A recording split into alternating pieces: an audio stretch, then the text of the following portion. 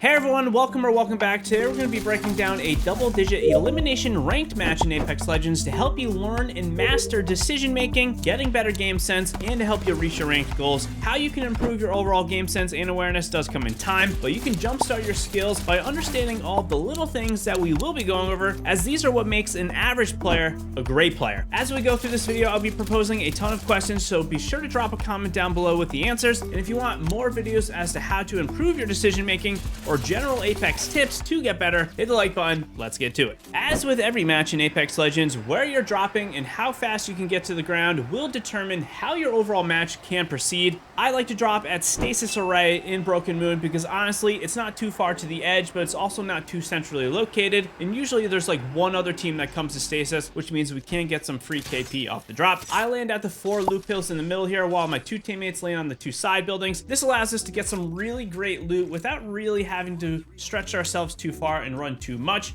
Right off the bat, I have decent loot. I got 2 guns. What do? Do you get some early KP, or are you going to get some positioning in the ring? For me and my squad, and I always recommend it, honestly, from the bronze ranks all the way to the masters, you should be getting a few KP off your drop if possible. The earlier you can get a few KP, the better off you will be all game long. As if you're going into, say, like 10th place in mid game with no KP, and if you die, you're going to get very little rank gains. But if you can get a few kills off the drop, this will help you out greatly. So I'm walking up here. You notice that we are kind of controlling the area here. One teammate's going left, 2 of us are going right. The enemy team should know that we're here, but they don't know exactly where we are. And honestly, they're not paying attention. We are waiting for them to exit the building here. Paul and myself just see this altar completely run out. Like, she is trying to get the loot pills. She's just not paying attention. And we get a free knock, which gives us a huge advantage. I can see my teammate over on the side is starting to take some damage, so I'm going to grapple over there to help him out. I slide right in. The Bangler honestly probably just didn't even know where I came from. Probably had no audio because I was flying in. We get the kill, and we get a full wipe on this enemy squad. My teammate at this time is saying, I think I hear someone else come in. We have a grenade blow up, which means there is another team trying the third party. They're calling them out, coming from cliffside, so I'm gonna run a little bit to the west, try to get up on the roof to get high ground, and get just a better general sense of what is going on. I can also start to hear them crouching up to the building because they are trying to stealth walk us, but it's too late. We already know they're here because they threw a grenade, so this is kind of a misstep on their part. I'm crouch walking up to this lifeline who's about to run in. I'm going to drop down. I get some crazy no-regs on them, which is honestly pretty frustrating. But me and my teammate are here. We're going to swing this lifeline. We get the knock. My teammate's in a one-on-one on the other side. So I'm going to grapple over to my teammate. My other teammate goes down. Probably shouldn't have left him here, but I did think my other teammate was in trouble, so I wanted to be a good teammate. We're both on the roof, which means we have high ground. I'm going to completely swing through the fusel. I do manage to get through before the fire gets lit, and I am okay. And then the final enemy is on the ulti low ground. I'm going to go up and just shoot the Pathfinder on the side, and we're going to get another 3 KP from a squad. At this point, you'll notice we got 6 KP. This is awesome. There's still 13 squads left, which honestly means we don't really need to do that much now. So what should we do? Take more KP, or should we focus on getting the best positioning possible? 100%.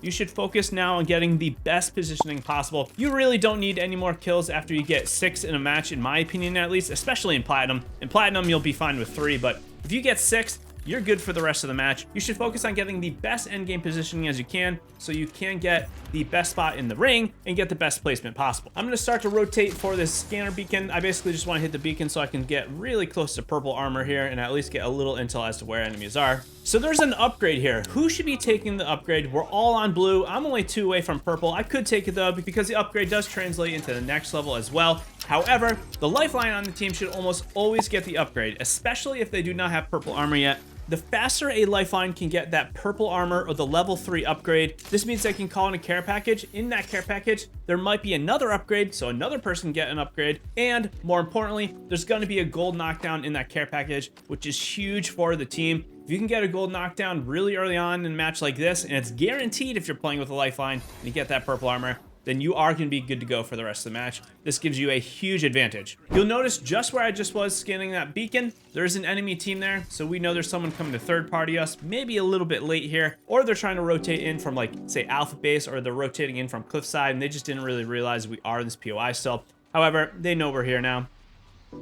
My 2 teammates are getting crypto EMP'd. Only one of them gets hit. This Horizon's trying to run up and get a good angle on us. I'm going to pretty much just grapple right in, get the Horizon down. I am kind of stuck in the black hole while reloading. This could have been pretty bad. My teammate does destroy the black hole. I am calling that out. The crypto and the teammate are going to be over by the beacon still.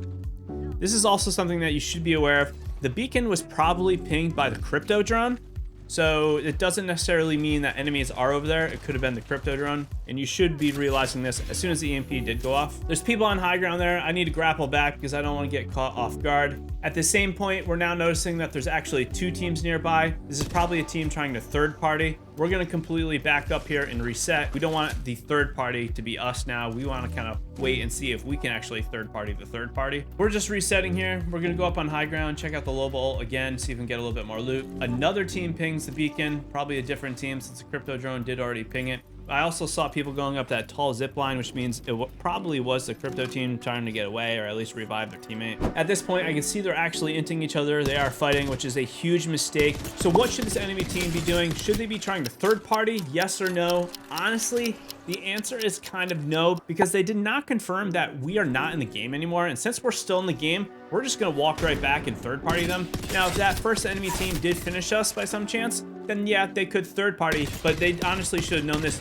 just by looking at the kill feed. If you looked at the kill feed and you didn't see there were any trades going on, then this should be a pretty good indicator. I'm gonna get a knock on a guy on the roof. Crypto drone is flying around, which is honestly a big throw. Not quite sure what's happening here.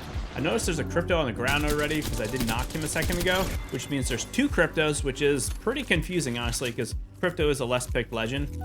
So when you see 2 drones, you think it's kind of the same person, not realizing that it's actually 2 different cryptos. We're just gonna loot up here. You know, I don't really want to be taking these fights, but these enemies are coming to me, and we're not gonna really just run away, especially considering we have to go to the west. We can't just go east and kind of wrap around everyone. We're taking a second to loot before the zone does start shrinking. It's still only zone 2, so we don't really need to run away. I'm gonna destroy the crypto drone. Looks like the crypto drone did pick up the teammate's card, which is the fuse. So I know one team is a fuse crypto at least here. We're gonna now start to rotate. I want to go really more to like the northwest. I don't really want to go into Cliffside if I can help it. In my opinion, Cliffside is the worst POI on this map. There's 4 narrow avenues to get into Cliffside. There's zip rails, and it's honestly really hard to get out of there because there's 2 hills going uphill if you do have to go to the west or to the south. So in my opinion, you should never go into Cliffside if you can help it. You want to just rotate around it. Sometimes you'll be forced to go in there, and that's how it is, but you really don't want to spend too long in there if you can help it. Teammates are already going to the west, which is good. I'm going to drop zip line, and then I am going to just ping that care package to get my zip line back. I see that it's a devotion. This might be something you want to try to prioritize in a match. Where should you rotate here? Should you go southwest or northwest? 100% you should be going to the north and west. If you go southwest, all the people on the bottom of the map are going to be funneling into the zone. So you have all those people from the south side just funneling into that south side of the zone. You want to go to the north side because there's going to be less people. Now, if you need some KP, you could go south, but honestly, at this point, if you have no KP, you should still go to the north side, in my opinion. You do not want to get third-partied over and over, and if you start to take fights on that south side of the zone where everyone is starting to rotate into from the whole entire map to the south, you're just going to have endless third parties, and you're going to be in big trouble. So I noticed here, I want to evac and get positioning to the north side as quick as possible, so I'm calling out to my teammates. Let's take this real quick. We're going to try to get to the building on the north side of the core. These buildings I honestly don't love fighting in. They're pretty complex. There's a lot of angles players can peek at, but by getting into this building, it does assure that we're going to have some decent positioning. We're already getting third party because we did fly over an enemy team. I'm going to get a great spray on this Mirage. He's just not listening to me, or he didn't hear me. I noticed that they're going to try to revive. I get the full kill as they smoke, which is huge. Now we have a 3-on-2 no matter what. I understand that at this point, there's still 7 squads left. There's only that duo left. All the other teams are full, and we're probably going to get third-party if we take too many fights. I see an enemy team is evacing.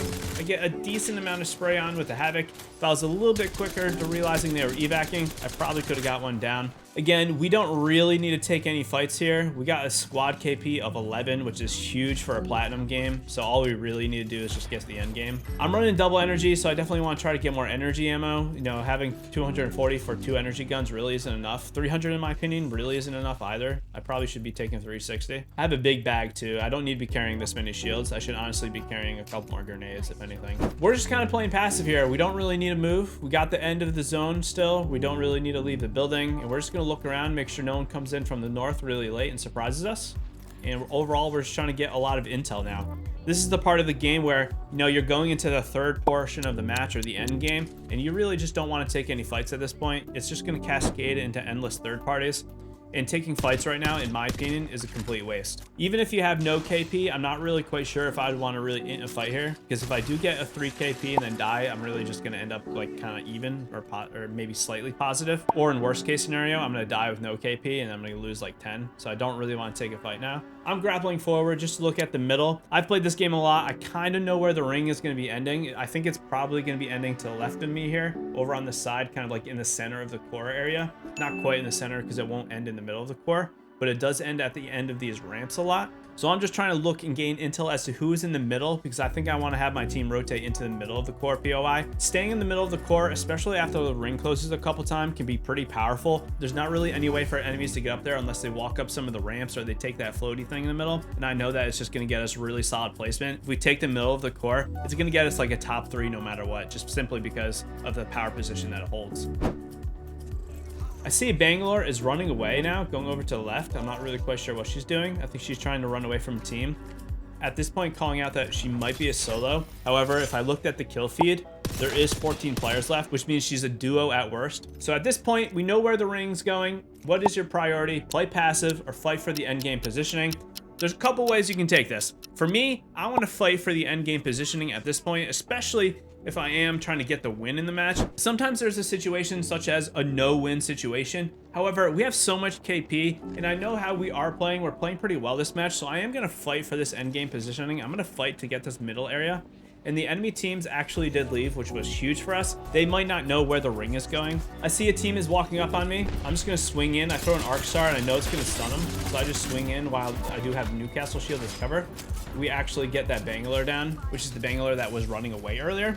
Now there's 5 squads with 13 players left. This pretty much signifies that there is a solo now, and it's probably that Newcastle. There's people on the wall over there. They can't really do anything. The Nemesis isn't the greatest at that range. And you'll notice if you look at the zone, I don't really need to move here. I can just wait for the zone to shrink, and we can stay at this height, and this is what I was talking about earlier. As soon as the zone shrinks, there's only 2 ramps players can come up to get to us if they don't want to fly through the middle, or if they don't want to float through the middle. So this is pretty powerful. We just need to hold people off and make sure no one rotates behind us. We should honestly be checking our backs a little bit more. We're really focused forward, which is understandable because we did just have people push us. Again, we do not need any KP. We got 12 squad KP, which is a huge ranked game, especially in Platinum. We're plus 140 in 5th place right now. That's awesome. My teammates are calling some people out on the north side. It's kind of where we came from earlier. I'm just making sure no one's walking up. I can see people through the glass here. This is another reason why this spot is really powerful. This spot is a little bit hard, I will say, to rotate out of at endgame, but you're pretty much guaranteed a top 3 in this spot, which is what we are going for. I now see it's 4 squads with 12 people left, which means it's 4 full teams. It's my full squad and 3 other full enemy squads. This team to the northeast or slightly to the north here is going to be very easy for us to shoot at. There's going to be people shooting at them in the side.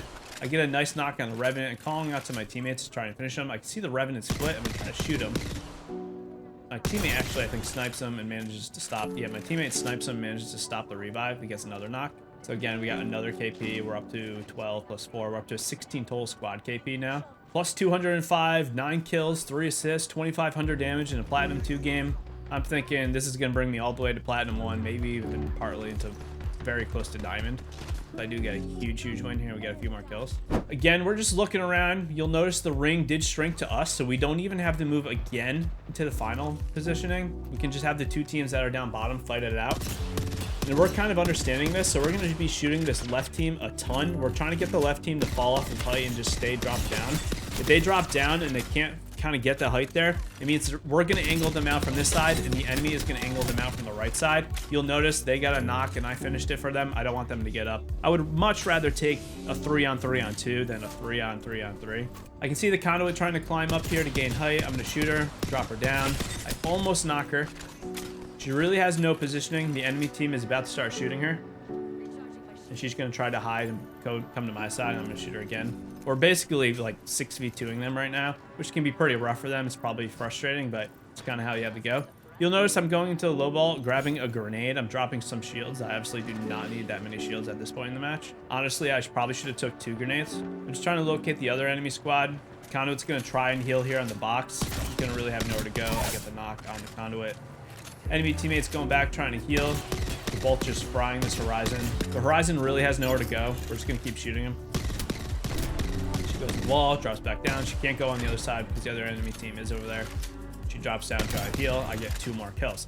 I'm now at 11 KP, 3 assists, so 14 total KP for me, 4 with the team that I haven't participated in. So we got 18 total KP. It's a straight on 3-on-3 here. You'll look at the zone. You should notice the zone right away. It's ending more towards them. So we got to go down the ramp. We're going to try to make a pretty big play here or just wait a little bit. In this scenario, this is probably a situation where honestly the enemy team should be winning. We shouldn't really be winning because of the way we have to rotate. But we're going to wait a little bit, see if my teammates can get some good snipes, maybe get a pick, get big damage, and then we can int something. But for now, we're just trying to gain as much intel and awareness as possible. I'm calling out that they're basically on the other side of the walls there. There's one to the left, one to the right on the other side of that like ring part. I told my teammate also to ring down to the bottom as a Loba. That's huge. Now she can kind of give us an alternate angle. And what Loba is going to be able to do by being down there by herself is she's going to be able to provide some cover as we have to walk down the ramp and slide out. You'll notice I'm trying to get some damage. I get like 80 or so on the Wraith. I'm going to grapple back. My teammate runs up. He's going to get conduit ulted. I'm going to shoot the conduit ult just so we can play there. Teammate gets down, however, he's going to get far enough back where I'm probably going to be able to get the revive. But Mirage almost gets knocked. I throw a thermite just to stop them from pushing. I'm going to go for the revive. As I'm reviving, I'm like yelling to my teammate right now, you got to help me out. My teammate actually gets a knock because I think they were starting to push up. I'm burning that person on the right, so I know there's one on the right. My teammate's going to go back down under bottom, just start to shoot them on the right as well. He's being a real nuisance since he is firing. I'm going to slide down, help him out. He gets knocked, but that's okay, because now we got 2 people down. I'm just trying to make sure that third player doesn't have any sort of situation where she can get the person up. I'm basically just telling to my teammate, let's play really slow. I get good damage up here on top with this conduit. I'm going to grapple up. She starts to bat. She isn't able to get it off. She did conduit attack herself. She's really low. At this point, I'm actually just finishing the bodies because I was going to try to get a 4K damage game. However, my lifeline teammate starts to revive on my friendly, and then he does run up, and he does get that last enemy down, and we get a massive game. There's a lot of little decisions that we did make all game long that really mattered. Where we rotated to the north side of the end zone, how many fights we took off the drop, retreating when we had to retreat. All this allowed us to get 21 kills and a win in a platinum match. I appreciate the support. We have big things on the way for Apex Legends Season 22, which is soon to launch. Be sure to hit the like button, and I will see you in the next one. Happy gaming, Legends.